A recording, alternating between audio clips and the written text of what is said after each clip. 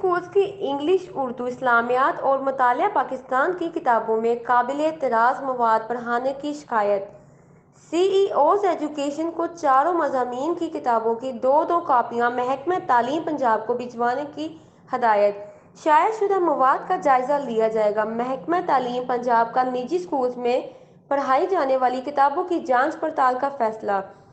وزیر معدنیات عمار یاسر نے اسمبلی میں کتابوں میں قابل اعتراض مواد پر سوال اٹھایا تھا، جس پر انگلش، اردو، اسلامیات اور مطالعہ پاکستان کی کتابوں میں مذہبی حوالے سے قابل اعتراض مواد پڑھانے کی نشاندہی پر سی ای اوز ایجوکیشن کو مراسلہ بھجوا دیا گیا، جنہیں تمام بڑے اسکول سسٹم میں پہلی سے 12ویں تک پڑھائی جانے والی کتب کی فہرستیں مرتب کرنے، جبکہ ان کی دو کاپیاں بھی محکمہ تعلیم پنجاب کو بھجوانے کی ہدایت کی گئی۔ Punjab curriculum and text book board اور متحدہ علماء بورڈ یکساں قومی نصاب سمیت مذہبی حوالے سے کتابوں کا جائزہ لیں گے، جس کے بعد قابل اعتراض مواد کو ختم کروایا جائے گا۔